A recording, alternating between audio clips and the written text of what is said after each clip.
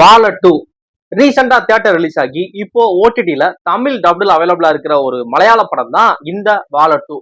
இந்த படத்தோட ஸ்டோரி என்ன அப்படின்னா, வணக்கம், நான் ஆனந்த். இந்த படத்தோட ஸ்டோரி என்ன அப்படின்னா, பொதுவா அந்த பாலங்கிற story already first part release ஆயிருக்கு. மிகப்பெரிய வெற்றி பெற்ற படம். இந்த பாலங்கிற படம் எப்படி இருக்கும் அப்படின்னா, ஏதாவது ஒரு 4 ஃப்ரெண்ட்ஸோட லைஃப்ல நடக்கிற ஒரு கம்மிங் ஏஜ் ஸ்டோரியா இருக்கும். சின்ன வயசுல இருந்து அவங்க லைஃப்ல நடக்கிற ஹாப்பி அண்ட் சேட் மூமெண்ட்ஸை பத்தின, அவங்க ஜேர்னி எப்படி இருக்கு, அவங்க கெரியர் வைஸ் எப்படி செட்டில் ஆகுறாங்க அப்படிங்கிற ஒரு படமா இருக்கும். பயங்கரமா கனெக்ட் பண்ணிக்க முடியும். அந்த வாழ படத்தோட ஃபர்ஸ்ட் பார்ட்டோட கிளைமேக்ஸ் சீன்லாம் நிறைய பேர் வந்து அவங்க சக்சஸ் ஆனதுக்கு அப்புறம் வச்ச ஸ்டோரியில அது நிச்சயமா இருந்துச்சு. அந்த மாதிரியான படமா தான் அந்த படம் இருந்துச்சு. இப்போ அந்த படத்தோட பார்ட் 2 வந்து ரீசெண்டா தியேட்டர் ரிலீஸ் ஆகி இப்போ ஓடிடில தமிழ் டப்ல அவைலபிளா இருக்கு. அதே மாதிரி அந்த ஃபர்ஸ்ட் பார்ட்டுக்கு ஒரு ஏத்த ஒரு ஈக்குவல் ஸ்டஃப் இந்த செகண்ட் பார்ட்லயுமே இருக்கு. எந்த இடத்துலயுமே எனக்கு வந்து ஃபர்ஸ்ட் பார்ட்டா செகண்ட் பார்ட்டா அப்படிங்கிறப்ப எனக்கு சூஸ் பண்ண தெரியல. ரெண்டுல எது தெரியலனே, யோசிக்க முடியலனே அப்படிங்கிற மாதிரி தான் இருந்துச்சு. செகண்ட் பார்ட்டுமே ஈக்குவலா படத்தோட நிறைய காமெடி சீன்ஸ் ஆகட்டும், படத்தோட சண்டை காட்சிகள், ஸ்கூல் பசங்க தான். ஸ்கூல் பசங்களுக்குள்ள என்ன காரணத்துக்கு அடிச்சுக்கிறாங்க, எதுக்காக இவங்களுக்கு இன்னொரு கேங்கு சண்டை வருது அப்படிங்கிற அந்த விஷயம்லாம் இருக்குல்ல, அதெல்லாம் ரொம்ப சூப்பரா அடிச்சுக்கிட்டு உருளுவாங்க மாத்தி மாத்தி அந்த விஷயங்கள் அப்படின்னு சொல்லி எல்லாமே சூப்பரா இருக்கும். அவங்க சின்னதா அவங்க லைஃப்ல ஒரு தடுமாற்றமாகி ஒரு கெட்ட பழக்கத்துக்கு அடிக்ட் ஆகி அதுல இருந்து அவங்க வந்து ரியலைஸ் பண்ணி அதோட வெளியே வர்றது அப்படின்னு சொல்லி எல்லாமே தேவையான ஒண்ணா இருக்கும். இந்த படம் வந்து ஒரு கம்ப்ளீட் பேக்கேஜான ஒரு படமா இருக்கும்.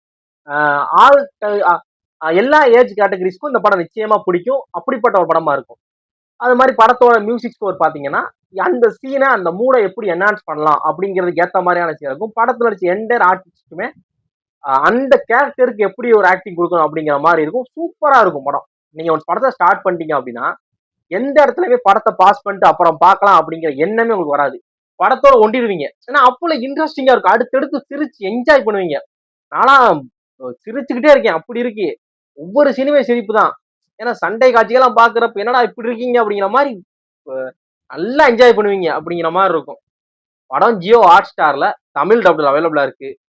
ஆல்ரெடி ஃபர்ஸ்ட் பார்ட் பார்த்தவங்களுக்கு இந்த படம் பாக்குறதுல எந்தவித குழப்பமும் இருக்காது. ஏன்னா ஃபர்ஸ்ட் பார்ட் அவ்வளவு சூப்பரா இருக்கும். அப்படிங்கிறப்ப இந்த பாட்டு நிச்சயமா பாத்துருவாங்க. இல்ல நான் ஃபர்ஸ்ட் பார்ட் பார்த்தது இல்ல, செகண்ட் பார்ட் தான் பார்க்க போறேன் அப்படின்னாலும் டவுட்டே வேணாம். ஃபர்ஸ்ட் பார்ட்டுக்கும் செகண்ட் பார்ட்டுக்கும் சம்பந்தமே கிடையாது. அதுல வேற 4 ஃப்ரெண்ட்ஸ், இதுல வேற 4 ஃப்ரெண்ட்ஸ் அப்படிங்கிறப்ப நீங்க எடுத்த உடனே செகண்ட் பார்ட்டை பார்த்தாலும் உங்களுக்கு படம் நிச்சயமா பிடிக்கும், புரியவும் செய்யும். அதான் விஷயமே. படத்தை பாருங்க.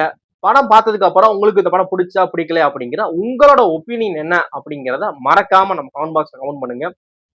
வேற ஏதாவது படத்தை நான் ரிவ்யூ பண்ண நினைச்சீங்க அப்படின்னா உங்களோட ஒப்பீனியன், உங்களோட சாய்ஸை மறக்காம நம்ம கமெண்ட் பாக்ஸ் கமெண்ட் பண்ணுங்க. அந்த படத்தை பார்த்துட்டு என்னோட ஹானஸ்டான ஒப்பீனியனை மட்டும் தான் நான் ஷேர் பண்ணுவேன். அதுல எந்த வித மாற்று கருத்துமே கிடையாது. பாருங்க, பார்த்து உங்க ஒப்பீனியனை ஷேர் பண்ணுங்க. தேங்க்ஸ் ஃபார் வாட்சிங்.